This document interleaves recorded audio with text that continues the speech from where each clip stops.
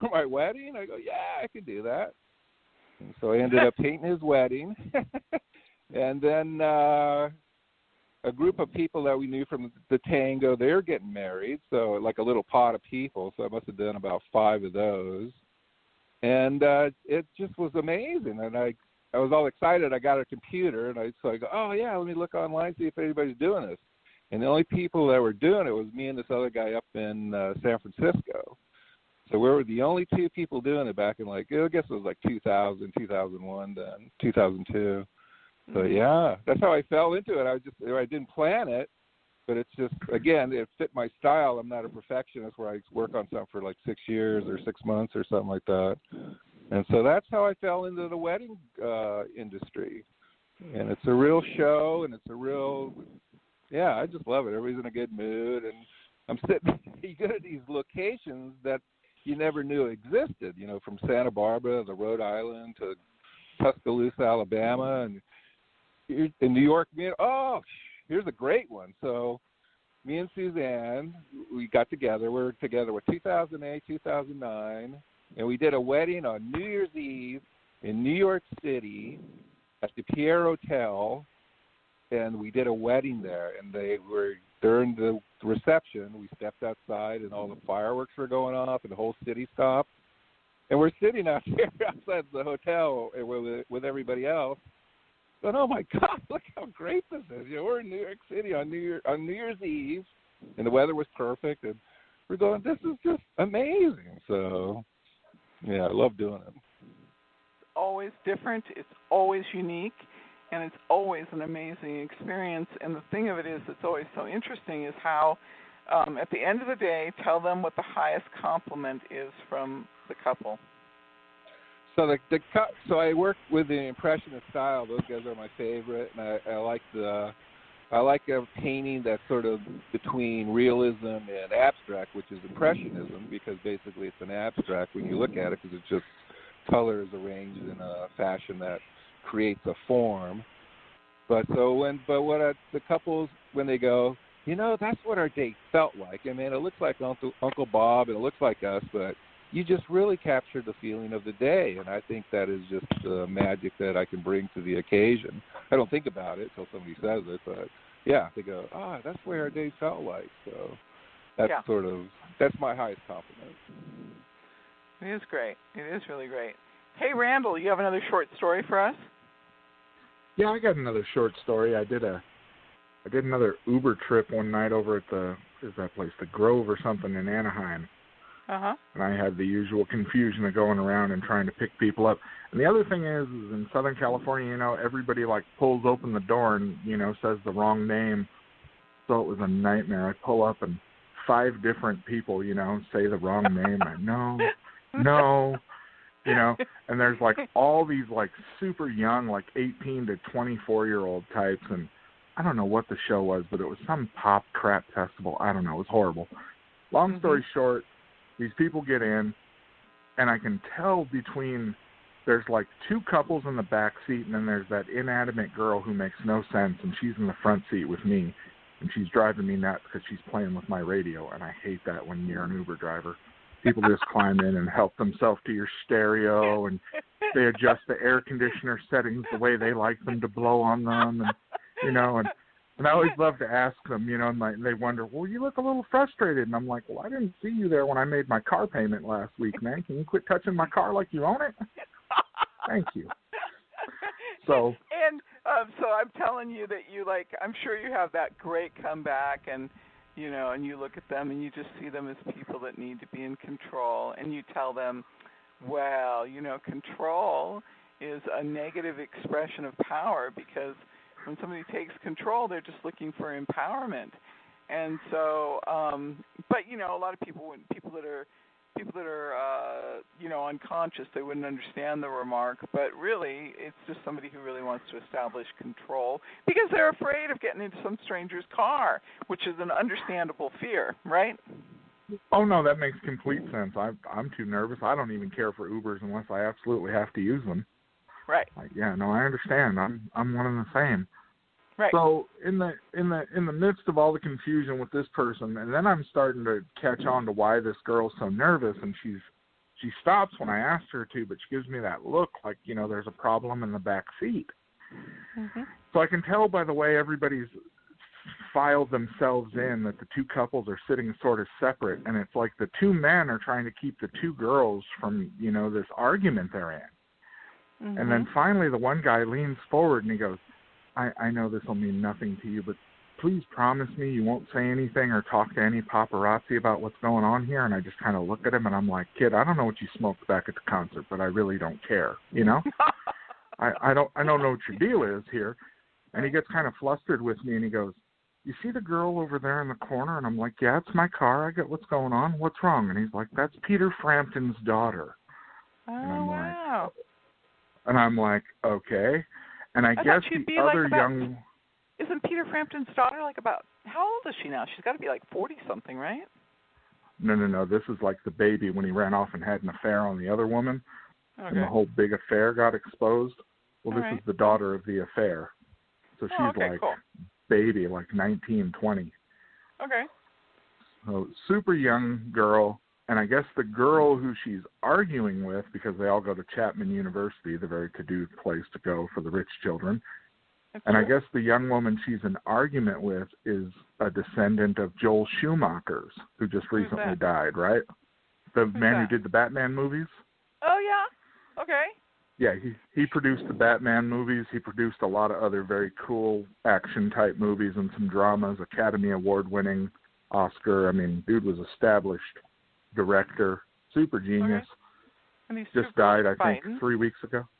The two girls are fighting, and apparently, unbeknownst to me, I do one of those things where they're like, hey, can you do us a favor and just stop so that we can get one of them out and then, move on and give us another location. I budged because they're rich and they flipped me an extra handful of cash for doing them a little favor. Isn't that so sweet? the whole fun part of this, though, too, is the next day I'm sitting around, I'm flipping, and but for some reason I stop on that stupid TMZ show with Harvey Levin, right? Uh-huh. And there and you unbeknownst to me, I'm not there, and I'm not in the report, but there's a photo of them as they got out at the one house that I dropped them off at.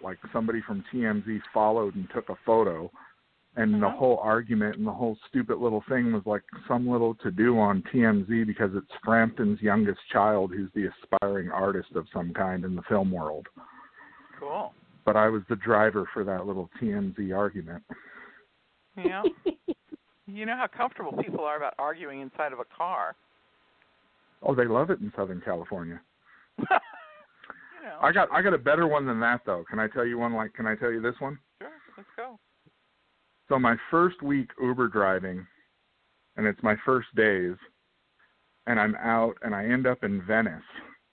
Uh-oh. And I end up in Venice, right? And this one's freaking hilarious. So this Middle Eastern couple jumps in, and the guy gets in, and he's extra on the go, hey, Topanga Canyon, buddy, hit it, let's go, we gotta go. And I'm like, okay.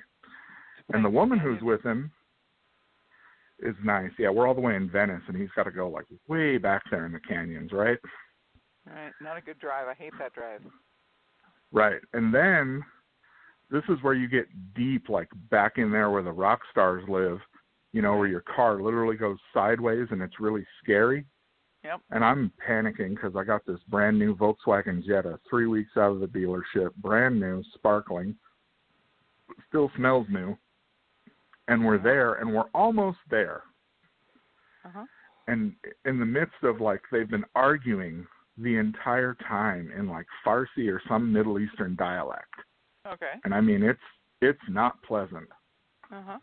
And I don't know what's going on, but then somewhere in the midst of the final screaming match, she doesn't even try to, hold back or say it in a foreign language. She starts yelling back at him, and she opens her jacket and starts... No curse words, okay? No, I won't. Okay.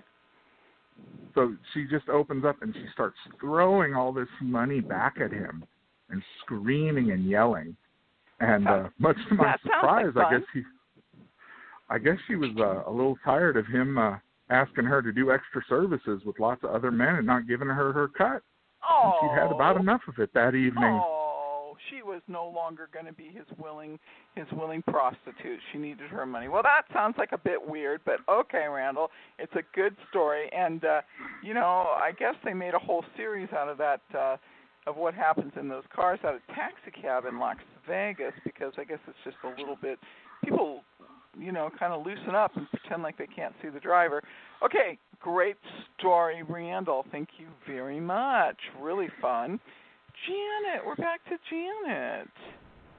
Yeah, can I ask Randle his last name, please? Because I'm changing the names. Randle, okay. What's your last name? And then Janet. What is it? Randle, spell it. Yeah, spell it. INKELAS.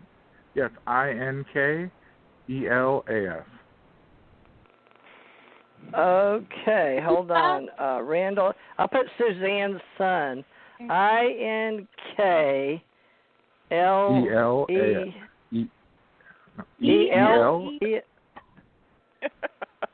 How do you pronounce that? Inkles. Inkles, yeah. Wow. And it is Rich Flynn, or is it Richard Flynn you want advertised or Rich promoted Flynn. on this show? Rich Okay, I got Flynn. Rich Flynn. RICHFLYN. And Debra, Debra DeFranco, right? Yeah. DEFRANCO. Okay, and I'm trying to get a picture of you. I think I pulled one in. It's the one with short red hair, right? Yeah. But you do look Italian. Are you full Italian? No, I'm half German and half Italian. Wow. Okay. All right, thank you. Now back to Janet. Thank you, Janet. Apologize, but I wanted to get the names. So I'll put TJ, Suzanne, Janet, Debra, Rich, was Randle. Before me. What's I that? thought Debra was before me. Is Debra before me? Oh, you mean Debra if you're doesn't- rotating? Okay, I'm going to mute. That's up to y'all. Suzanne, go ahead. Hey, Debra, are you there? I'm here. All right. Do you have a story you want to share? Hey, who's the hip-hop band in your crew? Randle? Randle? Yeah, I know about the hip-hop music, yeah. So, are you a fan of Tupac and the Outlaws? I was a fan of Tupac and some of his music. I think the legacy he left behind was astonishing. He left behind a lot of good work. Yeah, he did. He wasn't known for his good work, right? All they ever publicized was all the bad things. But they never publicized any of the good things, which were extensive. So I used to be business partners with Big Psych, who was in the Outlaws with Tupac. Do you know who He's that the is, one Randle? that had. Yeah. Okay, good. Yeah. So we were business partners, and we were in the midst of relaunching his career and launching a clothing line and a new album, and he was trying to shop it around to try and sell the whole deal to someone, and then he passed away from a freak accident. No, yeah, but he was very positive. He was a very enlightened man, and I don't know who he was when he was younger, but the man that I knew when he was older was a very, very good man. So, yeah, he left a really important legacy behind. And he started an organization called Psych Soldiers. And so it was about taking young African-American men off the streets and putting them on a path to positivity and getting them out of all the negativity of the hood. Oh, that's fabulous. That is really a great story. Really good. Suzanne, another 714 tuned in. Another one of your 714 people. Oh, okay. You may have It's invited 7 o'clock. them. Oh, I did. It's 7 o'clock. It's Kevin. Okay, Rich and Randle, thank you so much. It's 7 o'clock. It was really quick. It's time for Kevin to come on. All right, no problem. Hi, guys. All right. Bye. Hey, Thank you. Kevin. Hey, Kevin. Kevin. Here, Kevin Stellerberg. Yeah, I'm here in Orange County, California, just about probably 20 miles north of where Susan lives. I'm in Santa Ana, California. Kevin, Okay, would you spell your name for me? Yeah, it's Kevin. And the last name? Okay. Kevin James? I'll give it to you. Not quite. No, I wish. No, it's S as in Sam, P as in Paul, ELLER, B as in boy, ERG. Okay, Kevin, what?